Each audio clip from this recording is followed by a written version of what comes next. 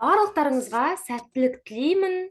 Сондықтан әрдайым сабақ бастайтында болсын, кез келген нәрседе болсын, жақсы нәрсе тілеп, жақсы нәрсе ойлап, жұртқа да жақсы нәрсе қалайтын болсаңыз, сіздің армандарыңыз өздігімен орындалатын болады. Бұл енді жаңағы қалай айтсам екен? В общем, сондай теорема, сондай заңдылық бар. Сондықтан жақсы болайық. Ал давайте 21-ші сұрақтан бастаған себебімді айттым, не үшін екен, барынша мән береміз, иә. Металдарға жатпайды дейді. Яғни металл бейметалдар жататын болсақ, мына жерде біріншісінде кальций ма? Біріншісінде кальций, иә. Тазартып алайын. Сіздерге көрініп тұр ма? Иә, көрініп тұр. Біріншісі кальций металл, екіншісі күкірт бейметалл, одан кейін скандий деймін, скандий металл, мыс металл, литий металл, мырыш екі дайлы, ол да металл бола жатады, екі дайлы болғанмен. Кремний және бізде сурмада бізде бейметалға жатады, бейметалғадан гөрі екі дайлыға жатады, иә, екі дайлы элемент театр. 22 бейметалл бар, бірақ оның құрамына кірмейді, сондықтан мына жерде бізде нақты кірмейтіндері керек қой. Сол үшін дұрыс жауап берген күкірт және кремний. Плюс 2 балл. Мына жерде еще бір оқушыма тексеріп берем деген уәдем бар еді. Екінші, 22-ші сұрақ. Гидролизге ұшырамайтын тұз. Гидролизге ұшырамау үшін ол бейтарап орта болу керек. Бейтарап орта. Бейтарап ортаның қандай екенін білеміз ғой, иә? Жаңағы металдар күшті және әлсіз металдардың кестесін мен неге жіберген болатынмын? Телеграм каналға. Сол жерде күшті металдар, сілтілік металдар жататын білеміз, иә, күшті металдарға. Яғни бірінші мырыш әлсіз металға жатады. Жаңағы NO3 күшті, яғни гидролизге ұшырайды бұл. Бізге ұшырамайтын керек, яғни бұл жауап емес. Келесі, темір күшті, темір әлсіз, хлор күшті. Бұл да жауап емес. Калий бізде сілтілік металл, яғни бізде күшті металға жатады. Хлор да күшті, қышқыл қалдығы. Ендеше бұл бейтарап орта. Ұшырамайды, жауап болады. Келесі, магний әлсіз, хлор күшті. Бұл емес. Келесі, натрий күшті, NO3 күшті. Бейтарап орта, Е жауабы. Одан кейін мырыш әлсіз, SO4 күшті. Натрий күшті, хлор күшті, значит, G жауабы. Бұл жерде сонда неше жауап болды? С, Е, G жауаптары болды. Натрий, калий, литий деген сияқты күшті металдар, олар күштіге, және H-хлор, H2S4, HNO3 деген күшті қышқыл қалдықтары. Сондықтан екеуі де күшті, металл күшті қышқыл қалдығы болса бізде бейтарап орта, значит, ол гидролизге ұшырамайды. Сонда, иә. Сонда күшті металдар дегеніміз бірінші топ элементтерінің бірінші, екінші, үшінші, төртінші периодта орналасқандар ма? Иә, бірінші орналасқандар. Мен күшті элементтерге айттым ғой, телеграм каналда кестем бар, соған қарасаңыздар болады. Дәл қазір оны жаттап отыратын уақытымыз жоқ, бірақ сілтілік металдар дегеніміз ол литий, натрий, калий деген бірінші топтың негізгі топшасында орналасқандар. Солар бізде күштілерге жатады. Келесі 23-ші сұрақ. Темірдің 3 валенті оксидінен алюминий термия деген сөз алюминий қосу әдісімен темірдің массасы дейді. Мына жерге салатын боламын. Не қараңыз? Темір 2O3. Темірдің оксиді, алюминий термия деген алюминий қосу, оған не шығады? Алюминий 2O3 және темірдің өзі орын басу реакциясы, иә? Одан кейін реакцияны теңестіреміз. Мына жерге 2 қоямыз, алюминийге 2 қоямыз. теңесті. Одан кейін 320 грамм темір оксиді. 320 грамм ол темірдің оксиді. Темірдің массасы қанша? Бұны негізі бізде жаңағы не дейтін еді? Реакциясыз да есептеуге болады. Бірақ мына жолмен шығара берейік. Енді темір 2O3-тің эмерін табуға болады. 56-ны 2-ге көбейтеміз. 112, 112-ке 48 қоссақ, 160 па? 160. Мына 2 көбейтілген 56, ол 112. Қараңыздар, x-ті табамыз. X табу үшін 320 көбейтілген 2 көбейтілген 56 бөлінген 160. 320 мен 160 қысқарады. 2-ге 2 4, 4-ті 56-ға көбейтсек, 224, е? 224 деген бар ма? Аш жауабы екен. Келесі 24. Бізде кристалдық кремний оксиді жартылай және бағалы тастар түзеді. Так, сұрақтарға қарап жөрейін. Биология жоқ па деймін. Биология емес, химия тек қана бұл жерде. Кристалдық кремний оксиді жартылай және бағалы заттар түзеді дейді. Бұл бізде кітапты оқысаңыздар, кремний оксиді, кремний қышқылы деген тақырып болады. Сол жерде жауап жазылады. Агат деген жауап болады. Және оникс деген болу керек. Оникс деген жоқ, боламаса яшма болады. Сіздер естімеген шығарсыздар, бірақ кітап оқысаңыздар білесіздер. Сосын аметист деген бар ма? Аметист деген бар. Не, осы 3 жауап болады. Тағы осы аметист, агат, яшмадан бөлек оникс деген болу керек. Оникс деген жоқ, яғни осы 3 жауап бар. Түсінікті ма? Бұларды мен анау кітап нем бар ғой, өзімнің авторлық кітапшам бар, сондай жерлерде жазған болатынмын, жаңа қосылыстар туралы. Жақсы, келесі 25-ші сұрақ. Бензол галогендермен орын басу реакциясындағы катализатор тұздардың ретінде қолданылады. Бензол галогендермен қандай дейді? Орын басу реакциясында катализатор тұздар ретінде қолданылады. Негізі бұл жерде темірдің 3 валентті оксиді, темір хлориді, феррум хлор 3 деген сияқты, феррум хлор 3 деген түрінде катализатор ретінде қолданады. Оны байқасаңыздар, анау бензолдың, жаңағы броммен реакцияларында көбінесе осы катализатор ретінде төбесіне жазылып кетеді. Сондықтан мән бермей кетпеңіздер, реакцияларды кітаптардан ашқан кезде төбесіндегі катализаторлар жаттап алыңыздар.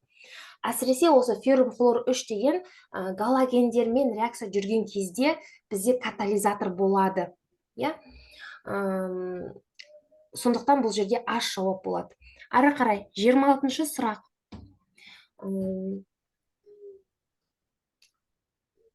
Тек анион бойынша гидролизденетін тұздар.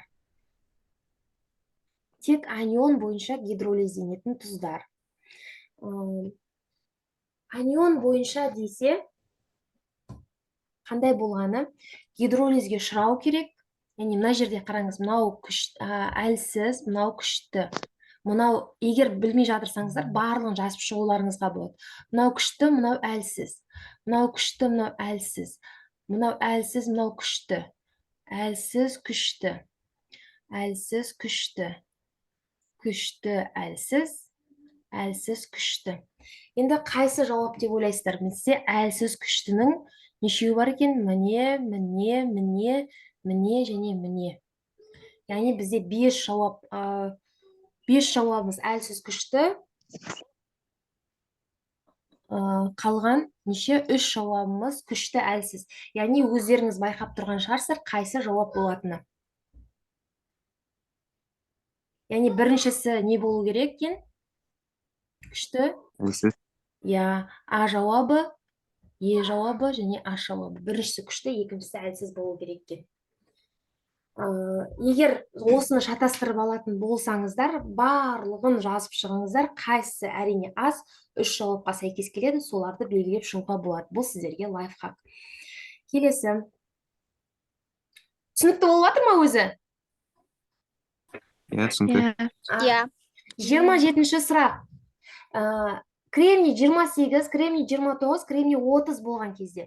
Кремнийдің реттік номері қанша? 14 па? 14. Аха, значит, ол 28-ден 14 аласын. 14 шығады. 29-дан және 29-дан 14 аласын, 15 шығады. 30-дан 14 аласын, 16 шығады. Сонда олардың нейтрон сандары 14, 15, 16 болады, е? 28-ші сұрақ. Хлор калий уашпен әрекеттесуі, осы хлордың калий уашпен, натрий уашпен әрекеттесуі көп реакцияларда келеді. Бірақ оқушылар көбінесе шатастыра береді. Мен бұны TikTokта айтып жүрмін бұндай реакцияларды. Хлор мен калий уаш әрекеттесетін болса, міне қараңыз, ыстық сілті кезінде, я, ыссы кезінде міндетті түрде қараңыздар. Калий хлориді шығады, және H2O шығады міндетті түрде. Бірақ мына жерде калий хлор O3 шығады. калий хлор О. Я, O3. Ыссы кезінде тек үшеу шығады, үшеу отырып, бықсып, жанып отыр деген сияқты сақтап қалыңыздар деп айтқан болатынмын. Ал егер суық кезінде дәл осы калий хлор шығады, О'ның өзі бірақ калий хлор О шығады жалғыз өзі. Калий хлор шығады және H2O. Калий хлор мен H2O-ны жаттап алуға болады, бірақ мына екеуін шатастырмас үшін ыссы кезінде ана үшеуі жанып отыр, жалғыз өзі тоңып отыр, суық деп сақтап қалсаңыздар болады деп айтқан болатынмын. Сонда бұл жерде С күйінде А жауабы шығады екен, тағы қосымша С және F. Сонда мына жердегі жауап +1 балл болып қалды. 29-да. Кейде мен тез сөйлеп кететінім бар. Кейде деп қояма. Сатырлап кетем, не екен білмеймін. Соны айтып қойыңыздар, дыр-дыр, апай, шамалы жарайды деп. Миымыз қабылдамай жатыр деп. Я ма? Жақсы. Жақсы. Келесі 30 грамм 3,2% бром суы, 200 мл пропан мен пропиленнің қоспасын түссіздендірген дейді. Өзі айтып тұр, біреусі пропан. Пропан бізде кеше органика өттік. Пропан бізде 3 көміртек. 2-ге өтесің, 2 қосасың. H8, я? С3H8 бізде пропан. Пропилен ол С3 2-ге көбейте саласын болды. H6 болады. Сабақ ұзақ болмайды, осы зумда аяқтаймыз.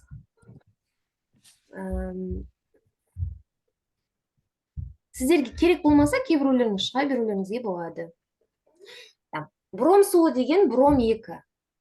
Бром 2-ні қосасын. Сіздерге айтайын ба, жалпы бром 2-ні қосқан кезде ол алкандармен реакция жүрмейді. Өйткені алкандар қаныққан көмірсутектер. Бізде қанықпаған көмірсутектерді ғана бром түссіздендіре алады. Значит, бұл жерде реакция пропиленмен ғана жүреді. Бірақ қызығы,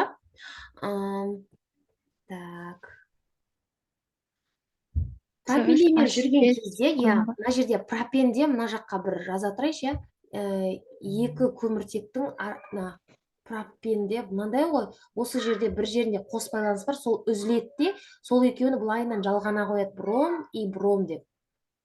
Сондықтан бізде С3, H6 солаймен тұрады, өзгермейді. Бірақ бром 2 деп қосыла салады. Яғни бром мына жеріне жалғана салды. Мына жерін түсіндіру үшін ғана жаздым. Осылай қосыла салады. Енді бұл бром бізде қанша екен? 30 грамм 3,2%. Значит, не істейсіз? 30-ды 3-ге көбейтіп, 100-ге бөлеміз. Аха, қанша шығады екен? Мен шығарған жоқпын, сондықтан маған айтып отырсаңыздар болады.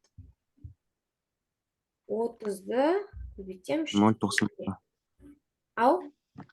0,96. 0,96 шықты ма? Жақсы, 0,96 деп жазайын. X тең деп, или масса тең деп жазайын. Бромдыққа 0,96. Ол бізде 2 бром ғой. Сондықтан 200 мл пропан мен пропиленнің қоспасын түссіздендірдім. Қоспадағы пропиленнің көлемі дейді. Мына жерде 0,96 мынау деп есептейтін болсақ ше. Мына екеуі 200 мл дейді. Еще көлемдік үлесі керек екен. 200 мл дегенің 200 грамм деп алуға болады, иә? Көлемдік үлесі дейді, бірақ 200 мл деп тұра берсінші дейді. Мынаны x литр деп алайық. 0,96 болса мынау. 0,96 грамм ғой, иә?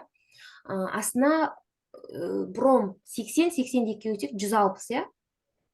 160. Мынау литр сұралғандықтан С3H6-ның астына 22-де 4 алам. Бұл жер түсінікті отыр ма? Менде солайда төбесінде литр сұралса, астына тұрақты газдардың шамасы 22-де 4 деп ала салам. Төбесіне масса грамм берілсе, астына мр ала салам. Мен оқушыларым жақсы үйреніп алды бұны. 22-де 4-ті 0,96-ға көбейтсек, иә, 96-ға көбейтсек, и 160-қа бөлсек қанша шығады?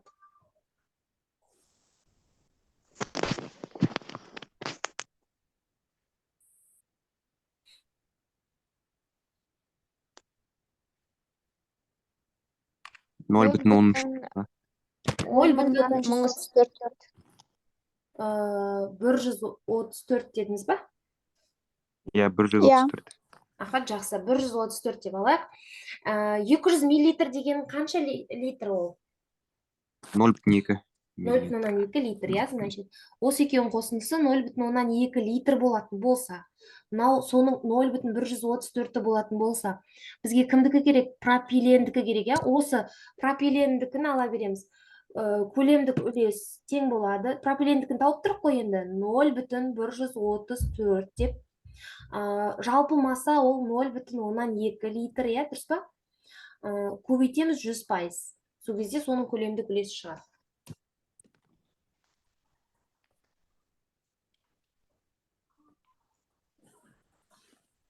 67,12. Ау?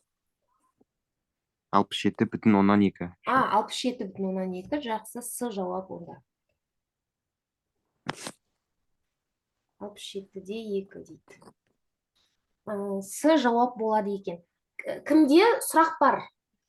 Түсінікті ма? Апай, мыналар көп жауапты ғой, бірақ жауапқа келгенде біз тек Бір біреуін ғана жауап қана беріледі. бердік, Сонда иә? көп Өйткені жауап. мысалға сізде массасы, көлемдік үлесі деп қана бір ғана сұрақ қойылса, онда бір жауап болады, міндетті түрде. Мысалға, мына жерде араластырғанда түзілген тұнбаның массасы деп тұр, значит, ол жерде де бір-ақ жауап болады. Ал егер саған массасы, зат мөлшері, бірдемесі деп 3 сұрақ қойылса, значит, сенде 2-3 жауап болуы мүмкін. Түсінікті ма? Сонда әдейі шатастыру үшін көп 8 жауапты, 6 жауапты деп қояды, бірақ только массасын сұрап тұрса, біреуін ғана берілмейді. Әрине. Көлемдік үлесі десе де бір ғана жауап. Массалық үлесі десе де бір ғана жауап болады. Есеп түсінікті болды ма? Иә. Жақсы, онда келесі 30-шы есеп как будто бітіріп тастаған сияқтымыз ба? Мына жерде 240-ты 20-ға көбейтесің, 100-ге бөлесің, иә? Ерітіндіде сондай. В общем, мындай 8 грамм шықты. Қанша? 48 грамм біріншіде. Жақсы, иә. 240-ты көбейте саламыз 20-ға, бөлеміз 100-ге. Мұнанда 245-ті көбейтеміз 25-ке, бөлеміз 100-ге. 61 бүтін 125. Мұнан айтшы, біріншісі. Біріншісі 48 шықты. 48. Екіншісі? 61 бүтін 125. 25. Енді бар ғой, екеуі бірзе мынау барий хлориді, ал екіншісі күкірт қышқылы. Осы екеуін араластырса десе, енді мына жерде мен ручка қылып алайын, өткен қазір сыймай баратыр. Ручка қылып жіберейінші, жаз жіберейік мына жерге. Барий хлор 2 қосылған H2SO4 тең болады барий SO4 қосылған H хлор. мына жерде H2 хлор 2 болғасын H хлордың алдына 2 қоямыз. Барий СО4 бізде тұнба, осы тұнбаның массасын сұрап тұр.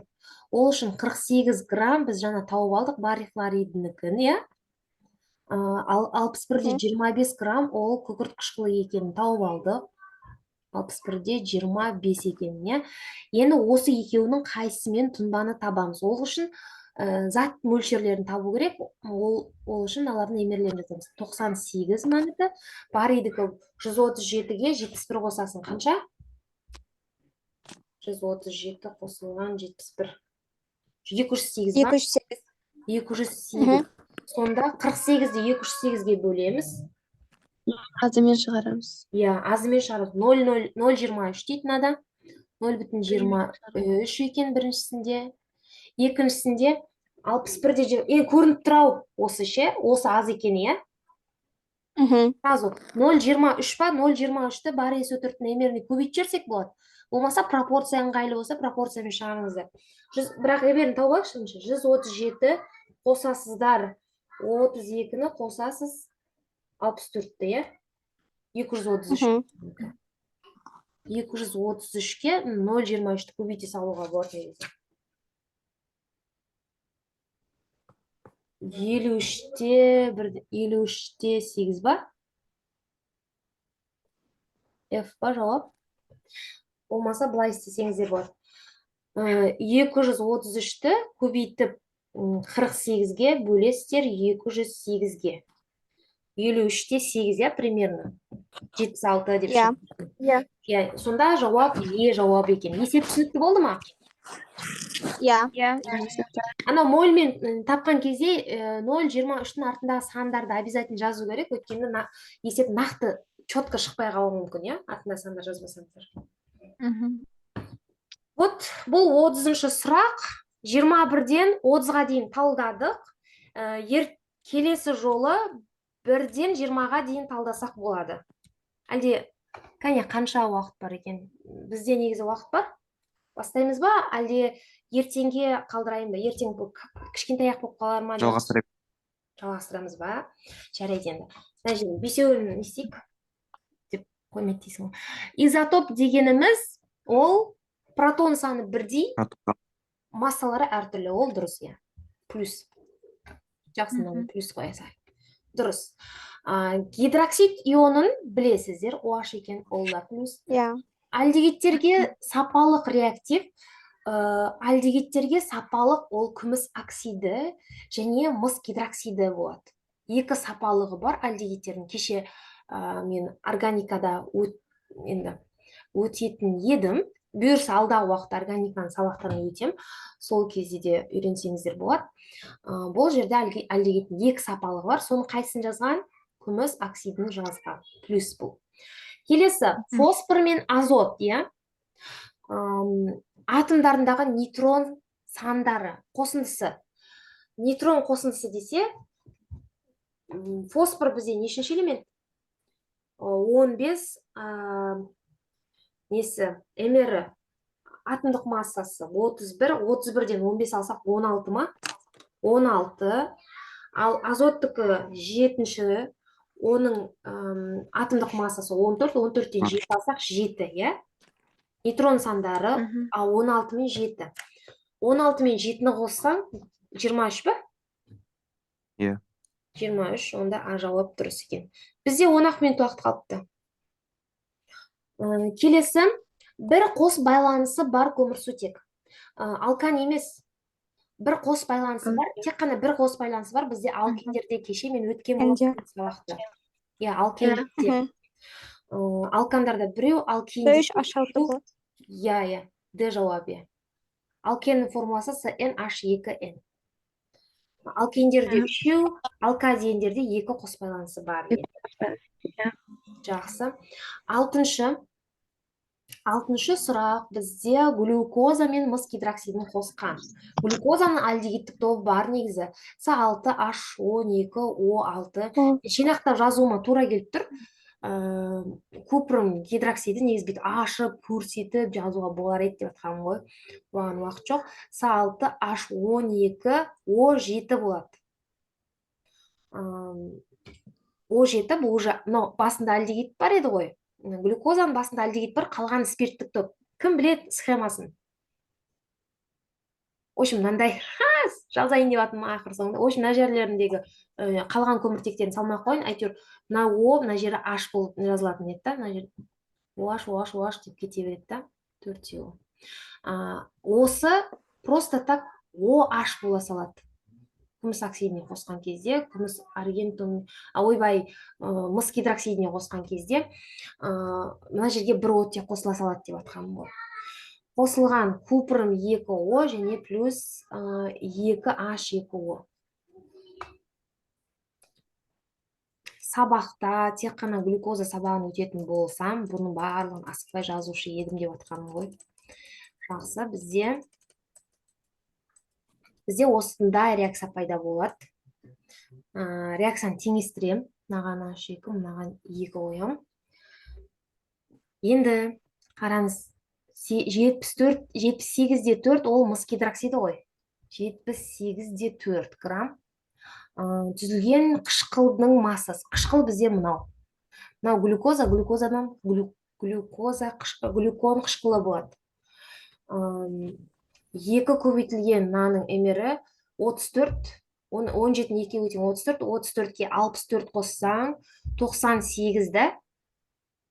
98. Ал мынаның емері, глюкозаның емері 180, 180-ге 16 болсаң 196 ма? Мынау 180 болсаң үшін бір оттегі ғана артық боласың, 196 деп атым. Түсініп атсыздар ма мен айтқанымды? Я. Емер табасыздар ғой, главный.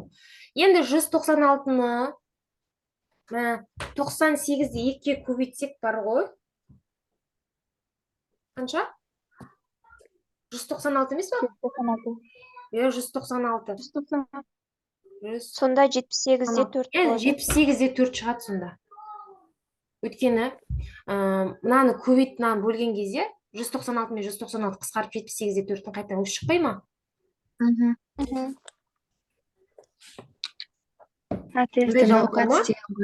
А жауап па? Одан кейін алюминий оксидінің формуласы эмері 102 дейді. 27-ні 2-ге өтсең 54, 16-ге өтсең 48-ге 54 қосаң 102 дұрыс. Плюс мынау. Келесі кальций гидроксидінің зат мөлшері дейді. Кальций гидроксидінің эмерін тауыпты 74, 370 оның массасы, массаны эмеріне бөлген, дұрыс па? 5 моль. Плюс дұрыс есептепті деп атқаным. Мына жерде темір тұз қышқылымен қосылған. Феррум хлор 2 шығады, плюс H2 шығады. 11-де 2 грамм темір, дұрыс па? Одан кейін түзілген сутектің зат мөлшері X моль. Дей салам, моль болса алдында только теңестірейін 2 қойылады. Алдындағы коэффициент жоқ, сондықтан 1 моль деп жаза салам.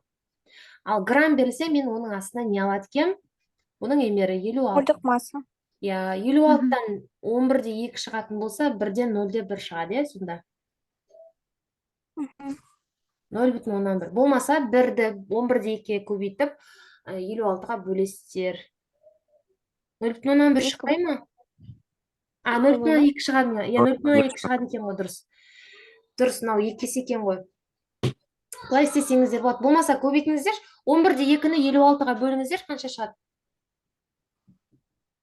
0,2 шығады. 0,2. Онда да жауап дұрыс. Келесі 10-шы сұрақ. 10-шы сұрақта не дейді? Күрделі эфирдің иістері жағымды, қош иісті, жарайды. Сондықтан оларды парфюмерия бұйымдарында өндірістерінде қолданады. Құрамында 4 сутек, 4 сутек атом бар күрделі эфирдің малярлық массасы. Күрделі эфир болса, осы емес па? Құмырсқа қышқылы және метил эфирі. Құмырсқа қышқылының метил эфирі оның күрделі эфир. Болмаса, сірке қышқылына ұқсайды, H2SOOH деген сияқты. Құмырсқа қышқылы метил эфирі. 4 сутек бар ма? 4 сутек бар. Осының емері бізде 60 болады негізі. қате екен осы. 60 болмай ма? 15, 13, 32. 74 дұрыс болады ғой. Қой 60. Дұрыстап есептеңдер. 13, 15, 32. Апа 74 болатын сияқты ғой. Неге? 32, 13, 15, 13, 15, 32 деп тұрмын ғой.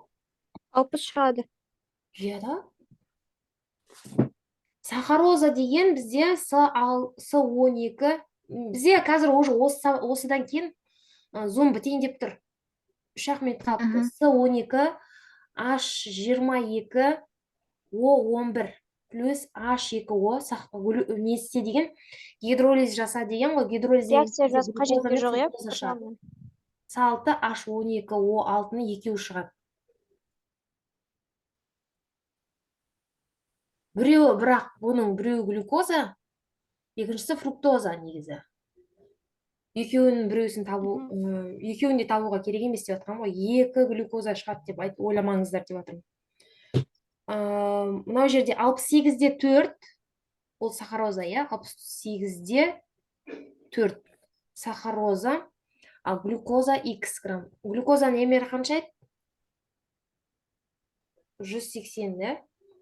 Сахарозаныкі 12-ні 12 өтсең, 12 өтсең 342 болды. 144 трактор. 144-ке 22 қоссаң, еще 16-ны 11-ге көбейтесің. 342 болады. 76 мың. 342 ма? 342 болады, иә? Дұрыс.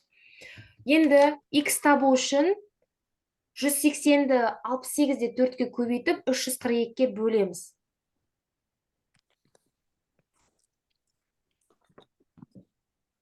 Отыз алты. 36 Д жауап болады екен. Д жауап болады екен. Бізде уже уақыт бітті. Қалғанды үлгермейміз. Қалған нешеден? 12-ден 20-ға дейін. Апай, Ау. мен осы жерде 5-ші сұрақты түсінбей, 5-ші сұрақты. Алдыңыздағы ма? Мынау ма? Иә. Иә, бір қосып байланыс десе алкан болмай ма? Жоқ. Бір қос байланыс. Алкандардың арасында бір ғана байланыс бар. Қос байланыс деген андай 2 байланыс деген сөз. Қос деп тұр ғой, аты қос. Алкендерде осында 2 байланыс бар. Алкендерде 3 байланыс бар. Мынау ин, мынау ен, мынау ан. Алкандарда бір байланыс болады, қос емес. Алкендерде 2 байланыс болады. Алкендерде 3. Ал оны білгеннен кейін формуласы CnH2n плюс 2. Мынау CnH2n. Мынау CnH2n минус 2 болады. Мына үшеуінің формуласы 3 түрлі. Түсіндік па енді? Иә. Зум бітті уже. Сабақ ұнады ма? Иә, күшті болды. Күшті. Органиканың жалғасы ертең бола ма? Органиканың жалғасы бұйырса ертең болады. Өйткені комментарий уже жетіп қалды деймін, қараған жоқпын. Айтқан уәде етілсе болады. Осылай зум арқылы болсын ба, әлде YouTube YouTube каналда? жақсы.